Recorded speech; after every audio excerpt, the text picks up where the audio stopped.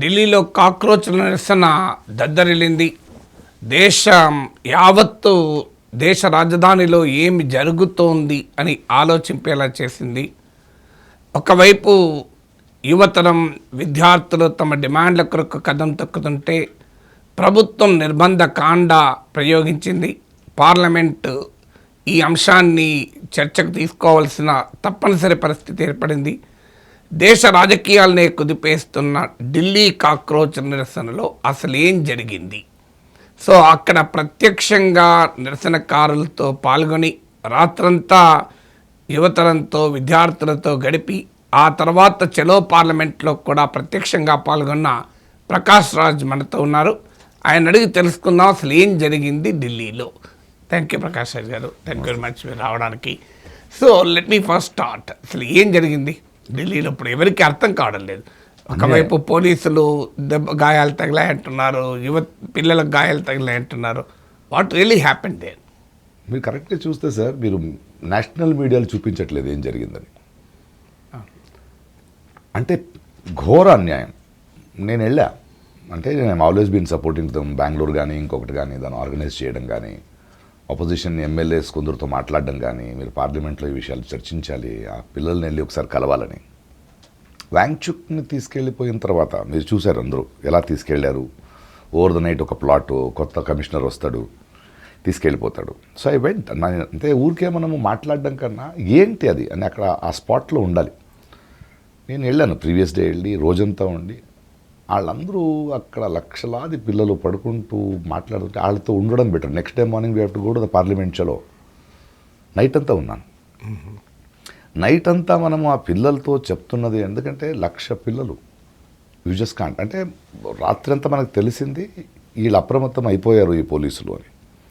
ఎలా తెలుస్తుందంటే వేరే హర్యానా ఇక్కడి నుంచి వస్తున్న ట్రైన్లను ఆపేశారు, చుట్టూ ఒక 4 కిలోమీటర్స్ రేడియస్లో తిరిగే మెట్రోను ఆపేశారు, రోడ్స్ బ్లాక్స్ చేసేసారు. దాదాపు 5 లక్షల మంది వచ్చారు సార్. మీడియాలో 75,000 to 1 lakh అని రాశారు. 50,000 పోలీస్ ఫోర్సే ఉంది సార్ అది. భయపడి రాత్రంతా చూస్తున్నాము, క్రౌడ్ కూర్చున్నారు, అక్కడక్కడ పడుకున్నారు. దర్ ఆర్ పీపుల్ వచ్చి వాళ్ళకి ఫ్యాన్లా ఊగుతున్నారు, టాయిలెట్లు లేదు, వాటర్ రావడానికి కూడా కష్టపడుతున్నాం. ఆ పిల్లల్ని ఎలా అంటే 32 degrees in the night sir, day కాదు. It is suffocating, sweating. ఆ మధ్యలో చూస్తాం నైటు ఒక ట్రక్ కార్నర్లో రెడీగా ఉంది, అందులో స్టోన్స్, రాళ్ళు, బ్రిక్స్. అదెందుకు అక్కడ ఉందని ఎవరు తెచ్చారు? పోలీసులే. అలా కూర్చున్నాం. సడన్గా ఎక్కడి నుంచి ఒక సైరన్ వినిపిస్తుంది. ఏంటంటే ఒక అంబులెన్స్ అంట ప్రొటెస్ట్ సైట్ మధ్యలో వెళ్ళాలంట. అది అంటే ఒక స్టాంపేడ్ లైక్ సిచ్యువేషన్ ఎలా క్రియేట్ చేద్దాం. మేము వెంటనే పిల్లలే జస్ట్ లెఫ్ట్కి వెళ్ళండి, రైట్కి వెళ్ళండి, దానికి మాత్రం దారి ఇవ్వండి, పర్వాలేదు, రాని నవ్వుతూ వస్తున్నాడు సార్ ఆ డ్రైవరు. మళ్ళీ అటు తిరిగి వెళ్తాడు. అలా ఉన్నారు. మళ్ళీ పిల్లలు కదా, అండ్ మాకున్న మైక్ సిస్టమ్స్ అక్కడ దాకా వెళ్ళదు. సో ఇక్కడ మాట్లాడాలి, కొంచెం వెనకెళ్ళి మాట్లాడాలి. అక్కడ పాటలు, పిల్లలు అంబేద్కర్ పాటలు, ప్రొటెస్ట్ పాటలు. ఐ ఫెల్ట్ మన దేశం స్వాతంత్రానికి జరుగుతున్న పోరాటంలా కనిపించింది. Literally like that was the feeling. And I said I'm so happy I'm with this children అని. సడన్గా చూస్తే మనకి ఇంకో సైరన్ను, ఈ టియర్ గ్యాస్ వేసే ఆ మెషిన్ ఉంది కదా, అది వస్తుంది. అంటే ఒక భయం, వణుకు పుట్టించడానికి. సడన్గా నైట్ 2:33కి పటపటపట సౌండ్ అంటే వెనక మళ్ళీ బ్యారికేడ్స్ లేస్తున్నారు. సడన్గా ఒక సిఆర్పిఎఫ్ అందరూ వచ్చి నిలబెడతారు. ఏమీ చేయట్లేదు. సో వీళ్ళు బెదిరిస్తున్నారు. నెక్స్ట్ డే మార్నింగ్ 7:30, 8:30, 9కి బయలుదేరాలి. ప్రీవియస్ నైట్ ఏమో ఈవినింగ్ వాడు పోలీస్ కమిషనర్ ఒక స్టేట్మెంట్ వేశాడు, వీళ్ళు ఇంకా పర్మిషన్ తీసుకోలేదు, it is going to be illegal, 144 section. Permission ఎవరి దగ్గర తీసుకోవాలి? ఒక ప్రధానికి, ఒక గవర్నమెంట్కి అకౌంటబిలిటీ అడగడానికి ఇప్పుడు దాకా రాలేదు, మాట్లాడడానికి ఎవరు ఏం పర్మిషన్ తీసుకోలేదు. ఓకే, ఏమవుద్దో చూద్దాం అని కూర్చున్నాం. మార్నింగ్ వెళ్ళేసరికి మూవ్ అవుదాం అనుకుంటే వచ్చింది ఫోన్, గవర్నమెంట్ పిలుస్తోంది మీతో మాట్లాడాలని. సరే, సౌరవ్ని ఇంకో గ్రూప్ని మనం పంపించాం. సో మనం ఆగాం. మనం పంపించిన దీనికి మాట్లాడాలంటే పార్లమెంట్ స్టార్ట్ అయ్యింది. పార్లమెంట్ స్టార్ట్ అయ్యి 10 o'clock స్టార్ట్ అవ్వగానే 11:15కి అడ్జర్న్ చేసేసారు.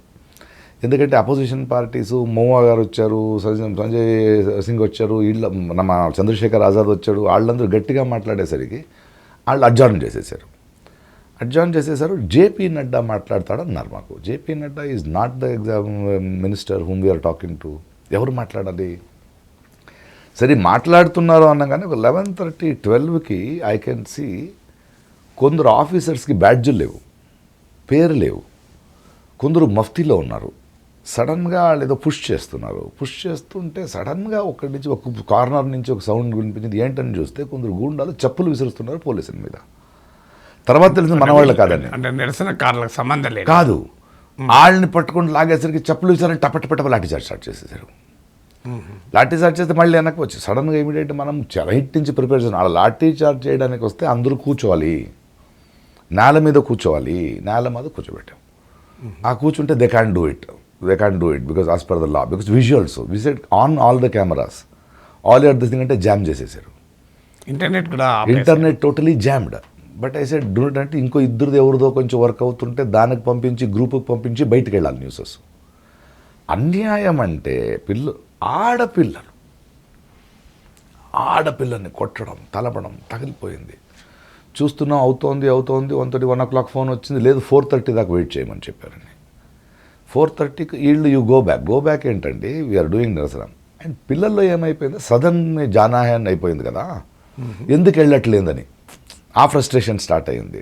మీరు లీడర్స్ ఏం చేస్తున్నారు, మనం తీసుకో, అలా కాదురా, ఇలా తలకాయ కొట్టుకోకూడదు, వీళ్ళు డిఫరెంట్గా ఉన్నారు, వీళ్ళ పాలిటిక్స్ ఎలా చెప్పాలి. సడన్గా పోలీసు వచ్చేస్తే ఇప్పుడు మేము ఒక చిన్న వెహికల్లో ఉన్నాం, ముందు కూర్చున్నాం. ముందు చూస్తే దాని దగ్గరకు వచ్చి మాట్లాడాలంటే మైక్ దనా హమ్ బాత్ కర్తే అన్నాడు. మైక్ ఇవ్వగానే దాన్ని పగలు కొట్టేశాడు.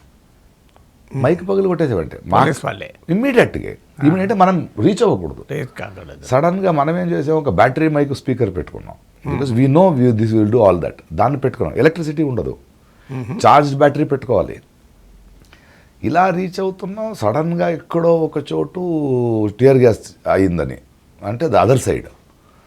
అక్కడ లీడర్స్ ఎవరు, ఈ గ్రూప్ ఇక్కడ లేదు. ఆ గ్రూప్ వాళ్ళు తట్టుకోలేక వాళ్ళు వెళ్ళాలనుకుంటే వాళ్ళ మీద టియర్ గ్యాస్ వేసారు. సడన్గా టియర్ గ్యాస్ వెహికల్ వస్తుంది. సో దేవర్ కంటిన్యూస్. సడన్గా పైకి వచ్చేసి సోనం వాంగ్చుక్ వైఫ్ దగ్గరికి వెళ్ళిపోయారు. నేను పైన కూర్చున్నాను, ఒక ఆఫీసర్ పైకి వచ్చాడు. పైకి వస్తే నేను నా కాన్స్టిట్యూషన్ పెట్టుకున్నా. వర్షం కురుస్తోంది, స్టార్ట్ అయిపోయింది. I said I'm not going, కింద వచ్చేయండి, కింద రాను నేను అనగానే ఆడు లాఠీ తీసాడు. లాఠీ తీస్తే కింద చూస్తున్నాను, ఆఫీసర్ ఉస్కో హాత్ మత్ లగానా అన్నాడు. అలా చూసాను, ఉస్కో హాత్ మత్ లగానా అన్నాడు. నన్ను నా పక్కన వాడిని కొడుతున్నారు. నేను పక్కన ఒక రోడ్ని ఇలా పట్టుకుంటే ఈడు అండ్ పైకి వచ్చిన వాడు, నీ షూ ఎక్కడన్నా, చెప్పులు వేసుకుని వచ్చాడు. అప్పుడే షర్ట్ వేసుకుని వచ్చినట్టు ఉన్నాడు పైన, యూనిఫామ్ సగం ఇన్షర్ట్ చేసుకొని. దెన్ ఎందుకో సడన్గా వాళ్ళకి న్యూస్ వచ్చింది, దిగిపోయారు. దెన్ అగైన్ వేసాడు. సడన్గా మనకి ఎంపీ రామణ్యుడు, మన చంద్రశేఖర్ ఆజాద్ వచ్చాడు. ఆయన అటు సైడ్ ఉన్నాడు. ఆయన లోపల వచ్చి పోలీసుతో మాట్లాడాడు. మీకు 5:30 దాకా టైం ఇస్తాం, 4:30 దాకా టైం ఇస్తాం, ఆలో వెళ్ళాలి. అలా కాదే, మీరు మాటలకి పిలిచారు, డిస్కషన్ నాకు జరుగుతుంది, లాఠీ చార్జ్ ఎలా చేస్తారు ఇక్కడ? నో ఆర్డర్స్ అంటే ఏంటి? ఇంకొకరిని డైరెక్ట్గా అడిగితే ఆ కళ్ళల్లో ఏదో పాపం 4 పిల్లలు ఆయన పట్టుకొని, మీకు నన్ను పిల్లలు లేరా అని అడుగుతుంటే ఆడ కొంచెం వెళ్ళి క్యా కరు మే డ్యూటీ కర్నా హై ముజే. సో ఒక పోలీస్ ఫోర్స్ దౌర్జన్యాన్ని చూసాం సార్, లిటరల్ దౌర్జన్యం. మీరు తర్వాత విజువల్స్ చూస్తే, ఇప్పుడు మేముమ్మ చోటుకుని లొత్తా హైడ్రీలో మఫ్తీలో ఎవడెవడో పోలీస్ బ్యాటన్ పెట్టుకొని కూర్చున్నాడు. అంటే ఎందుకు యూనిఫామ్ వేసుకోలేదు వాళ్ళు ఎవరు? వాళ్ళు అడగరా? ఒకడైతే మోకాళ్ళ మీద కూర్చొని ఇలా అంటుంటే కొడుతున్నారు, ఒక ఆడపిల్లని కొడుతున్నారు. నా 1 child is already life and death situation ఉంది. 100 people ఉన్నారు ఇప్పుడు వెంటిలేటర్ పైన ఉన్నారు. ఒకరు అండ్ వాళ్ళ మీద ఇప్పుడు ఎఫ్ఐఆర్లు వేస్తున్నారు. ఇటు సైడు సోనం వాంగ్చుక్ని రిలీజ్ చేయట్లేదు, వైఫ్కి రిపోర్ట్స్ ఇవ్వట్లేదు. హీఈస్ యాక్చువల్లీ గుడ్, బట్ ఆయన నేను నిరసన కంటిన్యూ చేశాను అక్కడ కూర్చున్నాడు. ఆయన ప్రైవేట్ హాస్పిటల్ లేదు, ప్లస్ మా దగ్గర ఇండైరెక్ట్గా బేరానికి వస్తున్నారు. ఆయన రిలీజ్ చేస్తాం, మీరు ప్రొటెస్ట్ పీస్ఫుల్గా ఆప్ చేయండి అంటే వాళ్ళకి మేము జంతర్ మంతర్ వదిలేయాలి. బై ద నైట్ మనం జంతర్ మంతర్ మళ్ళీ తీసుకోవడానికి మామూలు కష్టపడలేదు. మనం 4:35కి వచ్చి మీ అది విన్నాము, తర్వాత మాట్లాడి డిస్కషన్ చేసి రిటర్న్ వస్తామని దాన్ని పెట్టుకొని వీఆర్ స్టిల్ ఇన్ డిస్కషన్ అని మళ్ళీ పెట్టుకుంటే మళ్ళీ 1000s, 2000, 10,000 people మళ్ళీ వచ్చేసారు ఇప్పుడు. బట్ ఇది చాలా ప్రశ్నల్ని అడుగుతున్నాయి కదా సార్ ఇప్పుడు. అంటే ఓపెన్గా ఇవాళ వరల్డ్ మొత్తం చూసింది. అంటే ఒక గవర్నమెంట్, అది బీజేపీనో కాంగ్రెస్ డిఎంకేనో ఎవడైనా ఉన్నాయి, ఒక కామన్ మ్యాన్ ప్రశ్నించడానికి వేర్ ఈజ్ ద కనెక్ట్? మనం ఈరోజు అడగాల్సింది, ఒక గవర్నమెంట్ ఒక సామాన్య సిటిజన్ వాడికి ఒక అన్యాయం ఉందని కరెక్టో రాంగో చెప్పడానికి ఏదైనా సెల్ ఉందా మీ దగ్గర? మళ్ళీ 20 రోజులు యంగ్స్టర్స్ని ఎందుకు ఆపుతారు? 20 రోజుల నుంచి ఒక ధర్నా చేస్తుంటే ఫర్ అకౌంటబిలిటీ. పొలిటికల్ పార్టీ కాదు అది, there is no definite leader, they are children. అడుగుతుంటే వినరు. 20th అంటే ఒక 5 లక్షల మంది చిల్డ్రన్ స్టూడెంట్స్ ఇంకా నమ్మకం లేక ఉన్న వ్యాంక్ చుక్కును కూడా మీరు తీసుకెళ్ళిపోతే పెద్ద దిక్కుని అనుకోండి, రోడ్డుకు వస్తే ఇలా కొడతారా, ఇలా కేసులు వేస్తారా? అండ్ సోషల్ మీడియాలో అదే టైంకి బీజేపీ సోషల్ మీడియా యాంటీ హిందువులు, యాంటీ టెర్రరిస్టులు, తుక్కుడే గ్యాంగు. అంటే ఒక యువత ప్రశ్నిస్తే యాంటీ సోషల్ అయిపోతారు సిస్టమ్ని. అంటే మీరు చాలా ప్రత్యక్షంగా చూశారు కనుక చాలా మేజర్ క్లెయిమ్ నాకు అర్థమైంది. అంటే ప్రభుత్వము ముందుగానే దీన్ని విద్రోహం చేయాలి, సబటాజ్ చేయాలి అని చెప్పి, అంటే ఒక చూడు సిఆర్పిఎఫ్ అంటే యాక్షన్ ఫోర్స్, పోలీసులతో పాటు మిస్క్రియంట్స్ అంటే ఏదో बीजेपी गुंडाले నాకు చెప్తున్నా కదా, इसको एक केस है बेंगलुरु में उस पे लेके जा सकते हैं क्या इसको? అదో 4 ఓటర్ల ఐడి ఏదో కేసు ఉంది కదా, అది ఫేక్ అని పెట్టాము, బెయిల్ మంజూరు చేసాడు, హైకోర్టులో ఉంది, 2 daysలో తేలుతుంది అది. అంటే ప్లాన్ ఈయన లాగేసుకుని వెళ్ళిపోతే ఈడున్నాడన్న ధైర్యంతో ఉన్నారు, ఆడున్నాడన్న ధైర్యంతో ఉన్నారు.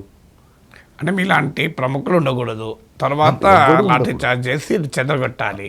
కానీ ఒక ఫండమెంటల్ క్వశ్చన్ ప్రకాష్ రాజ్ గారు, అసలు ప్రభుత్వం ఒకవైపు చర్చలకు పిలిచి ఇక లాఠీ చార్జ్ ఎందుకు చేసి, ఎందుకు అదే అసలు వాట్ ఇస్ ద స్ట్రాటజీ అంటే సైలెంట్ చేయాలి. మస్ట్ ఈ పిల్లల్ని ఢిల్లీని ఉన్న జంతర్ మంతర్ని తీసేస్తే ఇంకా పర్మిషన్ ఇవ్వాల్సిన అవసరం లేదు కదా, తెలియకుండా వాళ్ళ లోపల వచ్చేసారు. మరి చర్చలు ఎందుకు అలాంటప్పుడు మళ్ళీ చర్చలు నాట్ రెడీ టు ఆన్సరబుల్. అందుకే చెప్తాను కదా, ఇప్పుడు శిక్షణ మంత్రిని ప్రధానమంత్రి కాపాడుతున్నాడా, ప్రధానమంత్రిని శిక్షణ మంత్రి కాపాడుతున్నాడా? కానీ ఇప్పుడు చర్చల పేరిట ఒక ట్రాప్ లాగా, అంటే లిటరలీ ట్రాప్ సార్. వాళ్ళు కొంచెం 100 meters బయట రావాలి, అక్కడ దాకా పర్మిషన్, చలో తర్వాత డిస్కషన్ను, delay, frustrate the lakhs and lakhs of students. కానీ పిల్లలు అంతా నైట్ సార్, మీరు నిజంగా చెప్తున్నాను, ఆ నైట్ అంతా వాళ్ళ ఎనర్జీ చూడాలి సార్. 12 o'clock పడుకుంటారా, 1 o'clock పడుకుంటారా, 3:30కి పడుకుంటారా, 4:30కి పడుకుంటారా, 5:30కి పడుకుంటారా, 6 భోజనం లేదు. We have been able to provide only water, కూర్చోవడానికి ప్లేస్ లేదు, చెమట.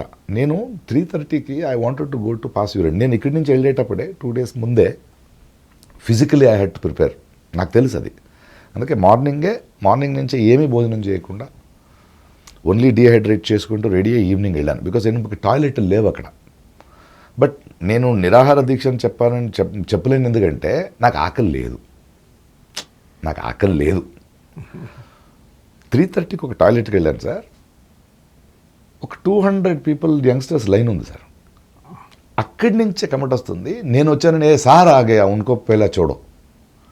వెళ్ళాం సార్ అక్కడ. గర్ల్స్ అంతే, మీరు యూ డోంట్ నో పాప వాళ్ళకున్న ప్రాబ్లమ్స్. అంటే ఒకరి మీద ఒకరు ఇలా పడుకున్నారు సార్. పైన కొందరు లోకల్ పీపుల్, కొన్ని పేరెంట్స్ చిన్న ఏదో ఒక పేపర్, న్యూస్ పేపర్ ఇట్టుకుని వాళ్ళకి గాలి. ఆ energy, I thought that this ఈ ఫ్రీడమ్ స్ట్రగుల్ ఇలా ఉండిందేమో. అన్ని ఇండియన్ ఫ్లాగ్స్, పాటలు, ఎనర్జీ, ఆ పిల్లల పెయిన్. ఎవడు కూడా ఒక లీడర్ని చూడలేదు. అంటే సోనం వాంగ్చుక్ నిరాహార దీక్ష చేస్తున్నంత టైము మనకు 2,000-3,000 people అంతే. ఆయన తీసుకెళ్ళిన తర్వాత 20th అని మనం పెట్టాం కదా, 20th అని 5 లక్షల మంది ఎక్కడి నుంచి వచ్చారు సార్? అంటే వాళ్ళకి ఎక్కడో ఒక నమ్మకం ఆయన కూడా తీసుకెళ్ళిపోయారని. బట్ ఆ పిల్లల ఎనర్జీని చూస్తుంటే అది ఎనర్జీ అనడం కన్నా అంత ఆవేదన ఉంది లోపల. వాస్తవం. నేను ఇక్కడ హైదరాబాద్లో కాక్రోచ్ జనతా పార్టీ మీటింగ్కి వెళ్తే కూడా ఆశ్చర్యపోయాను. నేను చాలా ప్రొటెస్ట్ 40 ఏళ్ళలో పాల్గొన్నాను, కానీ ఆ యూత్ ఎనర్జీ రియల్లీ అమేజింగ్. ఎందుకంటే డైరెక్ట్లీ అఫెక్టెడ్. అక్కడ చిన్న కుర్రోడు హర్యానా నుంచి వచ్చి మాట్లాడాలి అంటే ఎవరికో చెప్పుకోవాలి. ఒక గవర్నమెంట్ వినపడట్లేదు, నా దగ్గర చెప్పుకుంటున్నాడు ఎలా ఎగ్జామ్స్ అవుతాయి. ఎస్పెషలీ సౌత్ కన్నా నార్త్ ఇండియా ఇలాంటి ఎగ్జామ్స్ మీద ఎంత ఆధారపడింది.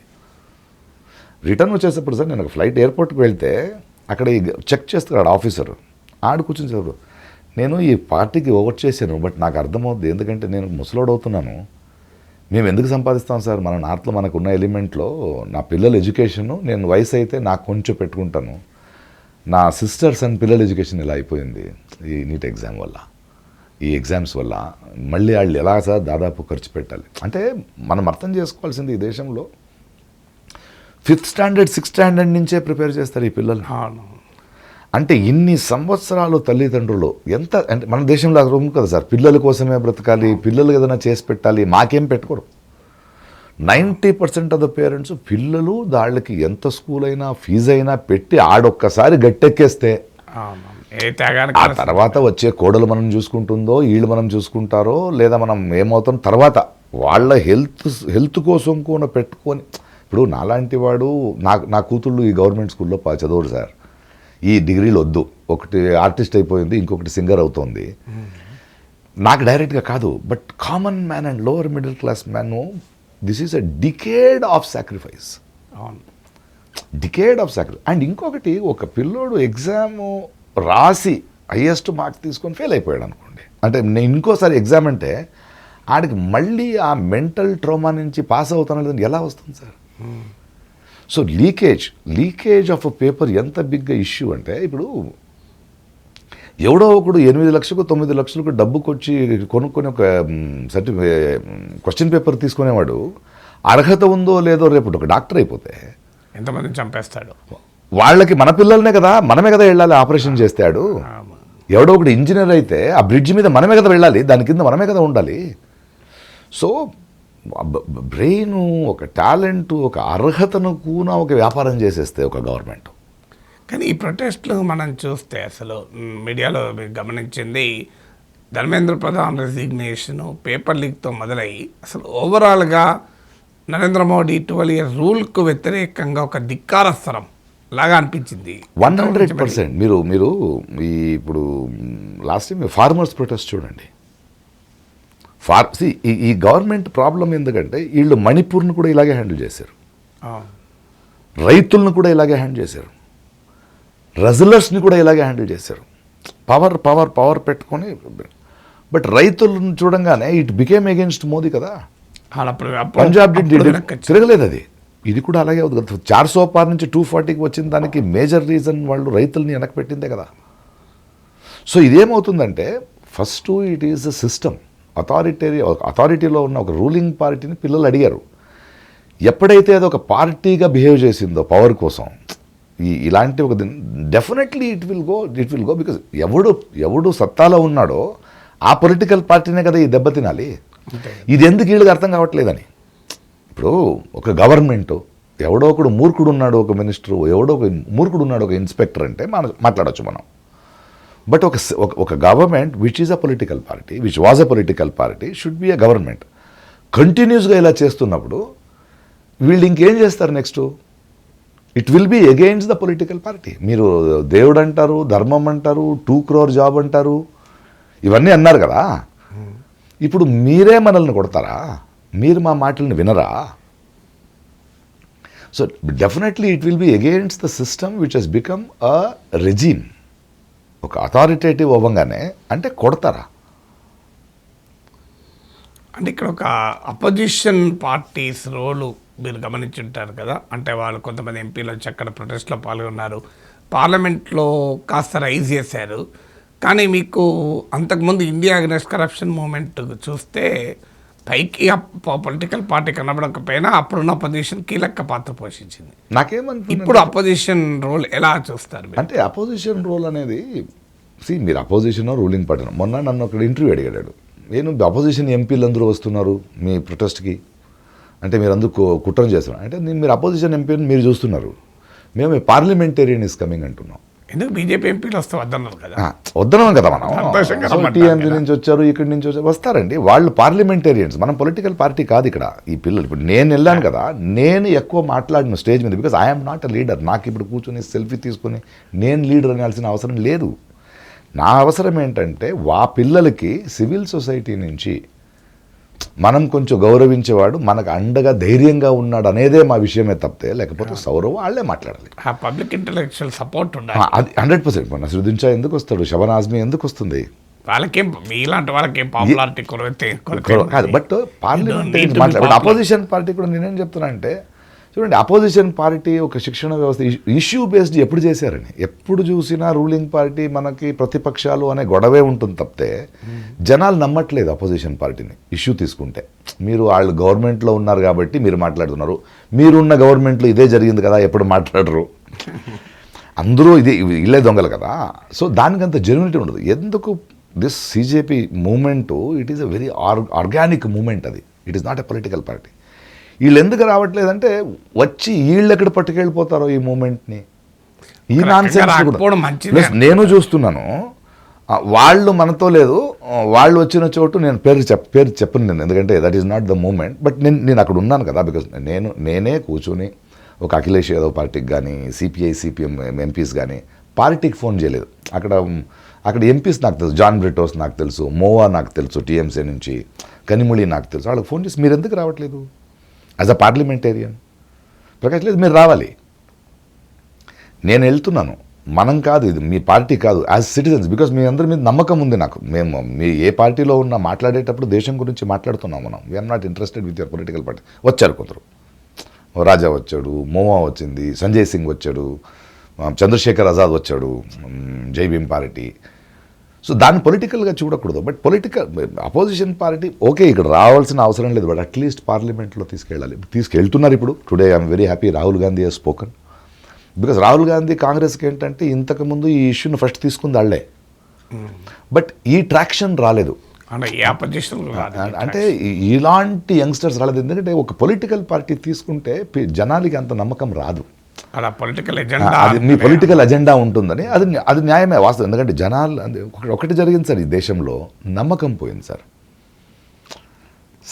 జనసామాన్యుడికి ఈ లీడర్ మనల్ని కాపాడుతాడు, ఈ పార్టీ మనల్ని కాపాడుతుంది, ఈ జడ్జి మనల్ని కాపాడుతాడు, ఈ వకీల్ నన్ను కాపాడుతాడు, అది పోయింది. వీళ్ళు over the period they have lost that. That's a very big democratic deficit. Big అంటే మొన్న సోనం వాంగ్చుతో మాట్లాడి చెప్పాడు కదా సార్, మనం డిస్కస్ చేస్తున్నాం. చెప్తుంటే ప్రాబ్లం ఏంటంటే, కష్టపడి మా పిల్లలు జీవితం అంతా సాక్రిఫైస్ చేసి చదివిన ఒక డాక్టర్ని వాళ్ళు రాంగ్ రిపోర్ట్ చేయమని కొనివేస్తుంటారు, ఒక వకీల్ని, ఒక జడ్జిని. సో నమ్మకం పోయింది. సో ఇలాంటి మూమెంట్ ఇలా జరిగితేనే నిజం. ఎప్పుడైతే పీపుల్ టేక్ ఈ మూమెంట్ ఏంటి, యంగ్స్టర్స్ పెద్దోళ్ళ మీద, సిస్టమ్ మీద నమ్మకం పోయింది, అందువల్ల వాళ్ళే దిగారు.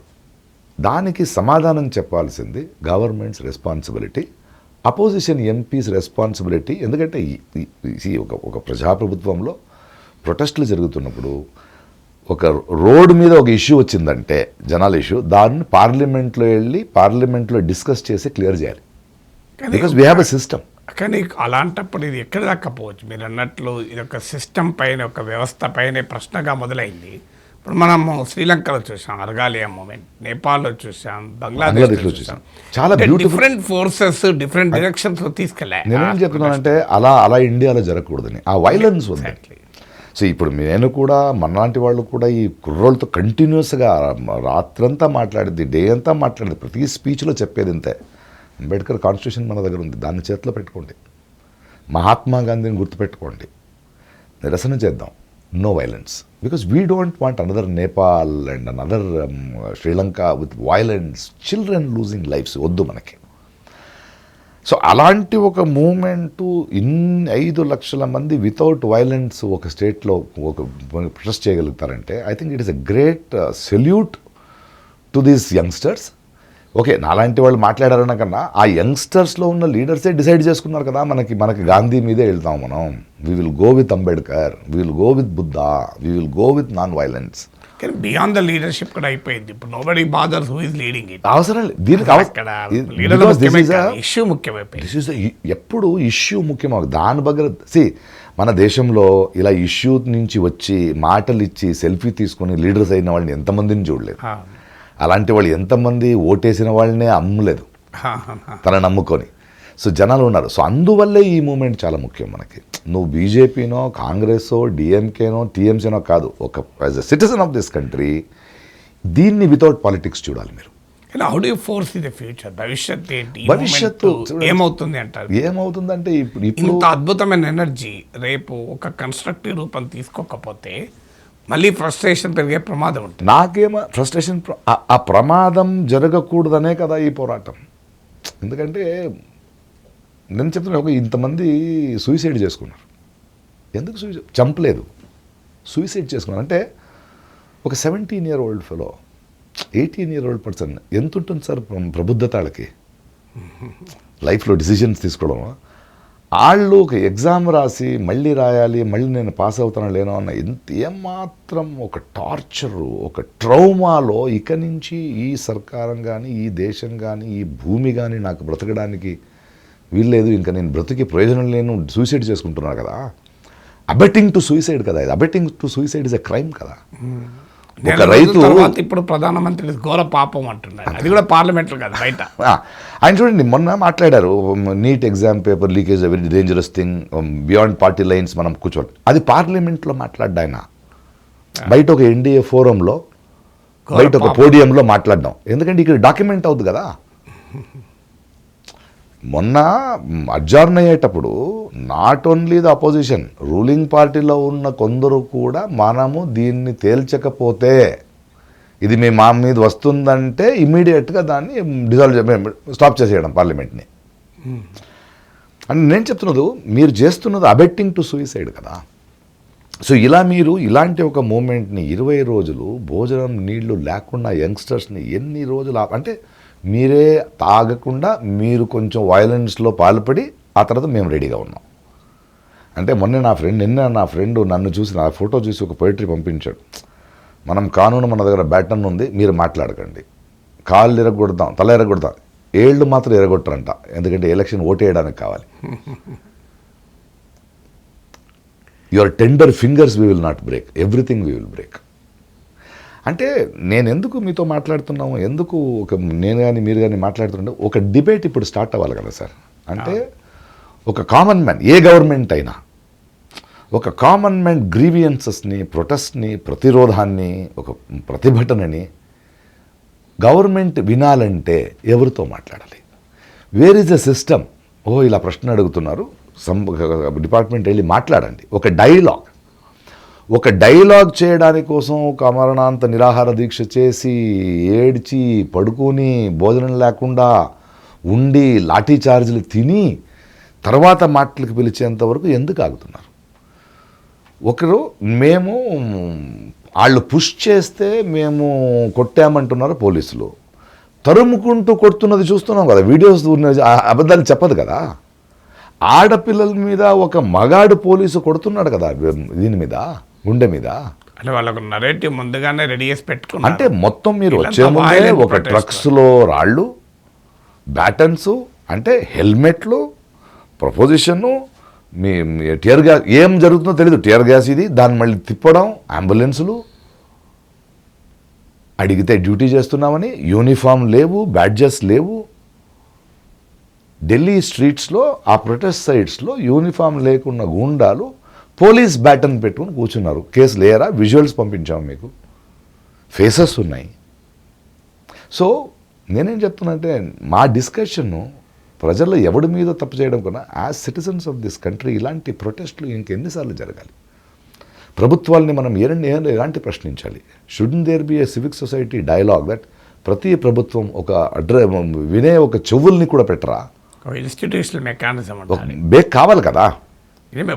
ప్రతిరోధం క్రితం ప్రొటెస్ట్ చేస్తే మేము ఇక్కడ ఇందిరాపడతాం కదా, మినిస్టర్ వచ్చేవాడు ప్రొటెస్ట్. చూడండి, ఇప్పుడు అసలు మినిస్టర్ కాదు ఎవరు, అసలు మనకు అపాయింట్మెంట్ కూడా ఇవ్వడం లేదు. ఒక అఫీషియల్ వచ్చి ఏమి ప్రాబ్లము, ఒక రైతులు కూర్చోడు ఏంటి అలా కాదని, మీరు చేస్తున్నది తప్పు, మీరు ప్రతిభటిస్తున్నది తప్పు, లీగలీ ఇలా ఉంది, అది కూడా చెప్పరు. మీరు ప్రతిభటించి గొంతు ఆరిపోయేదాకా అంటే వెళ్ళిపోవాలా? అంటే మేము కొట్టడానికి రెడీ ఉన్నాం. ఎలా చేస్తారు? లాఠీతో చెప్తారా? టియర్ గ్యాస్ షెల్తో చెప్తారా? అది పిల్లల మీద, ఏ పార్టీకి సంబంధం లేని పిల్లల మీద. మీ ప్రత్యర్థుల కాదు, మీ ఓటర్ల వాళ్ళు. సో 2014 నుంచి గెలిపించింది ఈ యంగ్స్టర్సే. వాట్సాప్ యూనివర్సిటీ బ్యాన్లు, అంటే వచ్చే ముందే మళ్ళీ ఆళ్ళ మాట్లాడుకుంటారని జామర్సు, ఒక మెడికల్ ఇది లేదు, ఒక వాటర్ తీసుకోవడం, అంటే ఒక ప్రొటెస్ట్. అండ్ ప్లస్ మీరు చూడండి, మీరు ఇక్కడ మాత్రం ప్రొటెస్ట్ చేయొచ్చు, నువ్వు ఇందిరా పార్క్లో మాత్రం ప్రొటెస్ట్ చేయొచ్చు, నువ్వు ఇక్కడ మాత్రం ప్రొటెస్ట్ 144 సెక్షన్ జారీ. అంటే అన్నిటికీ మీ దగ్గర రూల్స్ ఉన్నాయి. రూల్స్ ఉంటాయి సార్, దానికి ఒక మనసాక్షి ఉండాలి కదా sir. Court is not a building కదా, court is a judgement, there is a human being there. See, you may be legally right, but you can be utterly morally wrong, no? Where is that morality? అంటే that is the difference between, అంటే justice V R Krishna గారు ఒక జడ్జిమెంట్లోనే గుర్తొస్తుంది, what is illegal can also be justifiable, what is justifiable may not be illegal, may not be legal. Legal. So మనసాక్షి, ఒక తల్లికి ఉన్న గుణం ఎక్కడ పోయింది? ఒక ఒక ఒక ఒక ఒక మినిస్టర్కి, ఒక పార్లమెంటేరియన్కి, ఒక గవర్నమెంట్కి తల్లికి ఉన్న హృదయం ఉండాలి కదా, వినేది. కానీ మనకు మీరు అంటున్నారు, కానీ చరిత్ర చూస్తే మోడీ ఎప్పుడు వింటాడు అంటే పొలిటికల్గా ఇక డ్యామేజింగ్ అనుకుంటే, ఇలాగే రైతు ఉద్యమం పైన భయంకరమైన నిర్బంధం, లాస్ట్ దాన్ని విత్డ్రా చేసుకున్నారు. అలాగే మీకు యూజీసీ నిబంధనలు, తన కోర్ అప్పర్ కాస్ట్ కాన్స్టిట్యూన్సీ వ్యతిరేకత వస్తే దాన్ని విత్డ్రా చేసుకున్నారు. ల్యాండ్ అక్విజిషన్ యాక్ట్ పైన, అంటే ఏదైనా మీరు చూడండి, అది ఒక పొలిటికల్గా తన కాన్స్టిట్యున్సీ చెదిరిపోతుంది అనుకున్నప్పుడు రియాక్ట్ అవుతారు. బట్ బహుశా నా అంచనా ధర్మేంద్ర ప్రధాన్ కూడా తీసేస్తారేమో. ఎందుకు తీస్తారు అర్థం కావట్లేదు. అందుకే అడుగుతున్నారు, ప్రధానమంత్రిని ధర్మేంద్ర ప్రధాన్, ధర్మాన్ని ధర్మేంద్రని ఎందుకు కాపాడుతున్నాడు? అలా కనిపిస్తుంది కదా. ఒక as a leader you should be able to take it. ఎందుకు మోదీ అంటామంటే, ఆయన ముఖం చూసే అందరూ ఓట్ చేయాలని పార్లమెంట్ని అడిగారు కదా ఆయన. మన కంటికి కనిపించేది ఆయనే కదా. సార్ ఆయన చూసి ఓటేశారు. సో ఆయన్నే కదా అడగాలి. సో ప్రాబబులీ అంటే అంత అధికారం బుర్రకెక్కిందా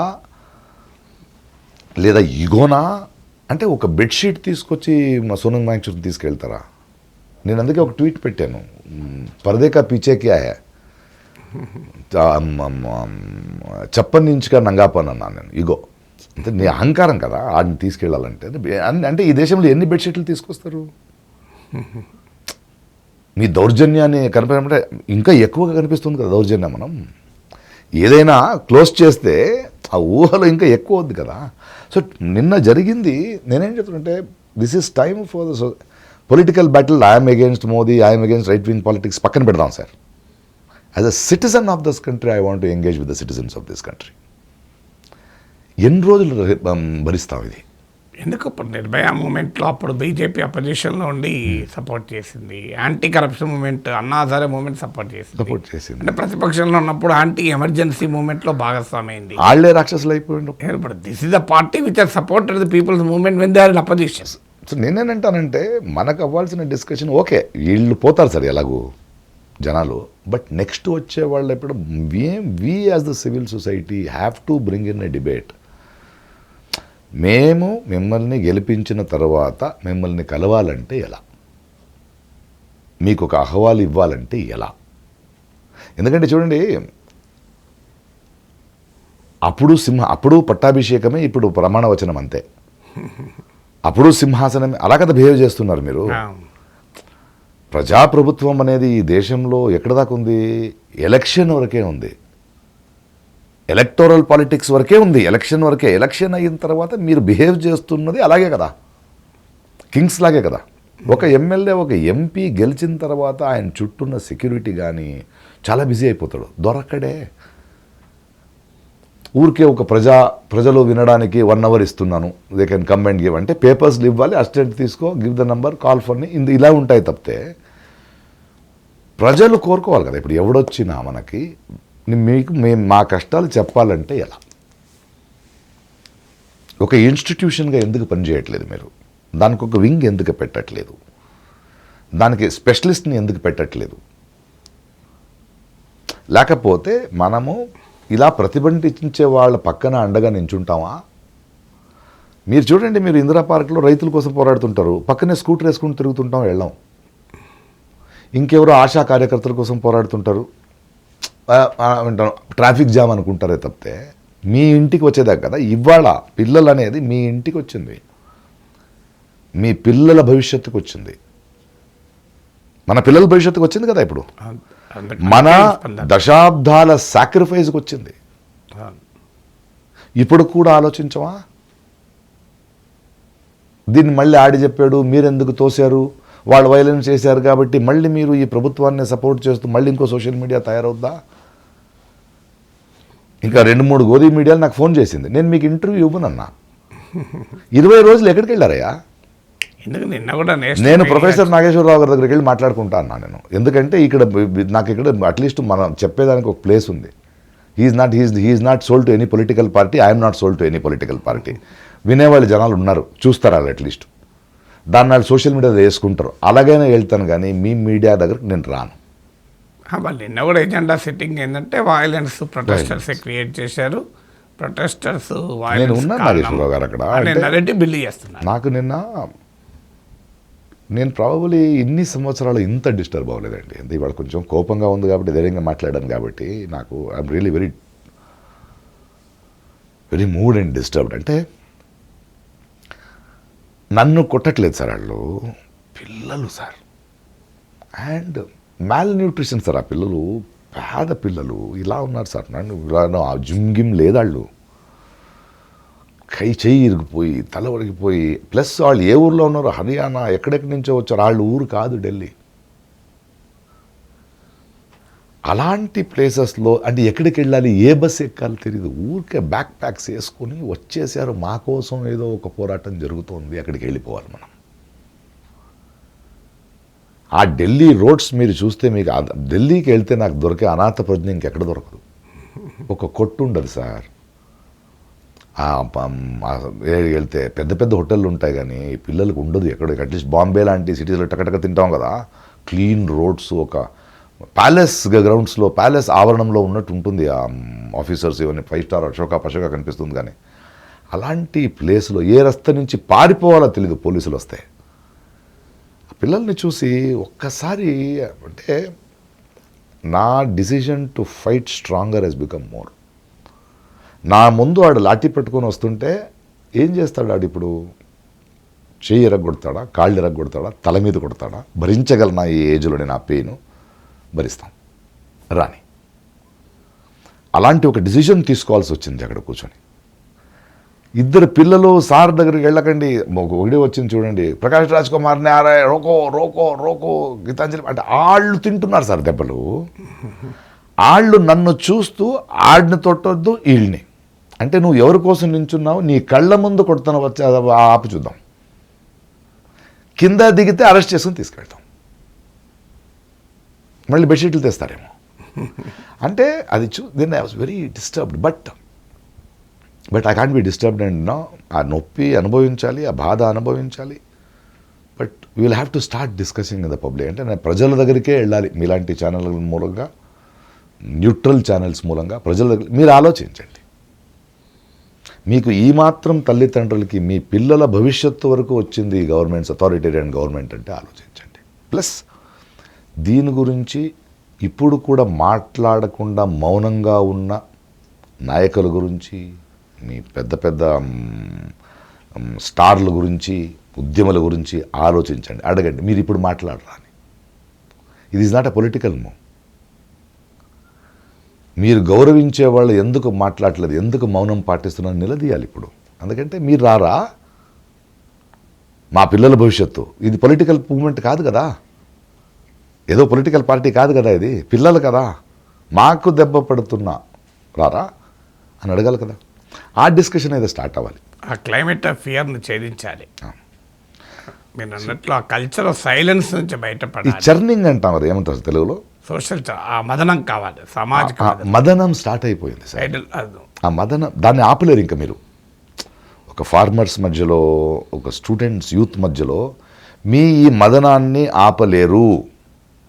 యూ క్యాన్ అంటే ఊరికే కార్పెట్ వేసి క్లోజ్ చేయలేరు, because it is for real.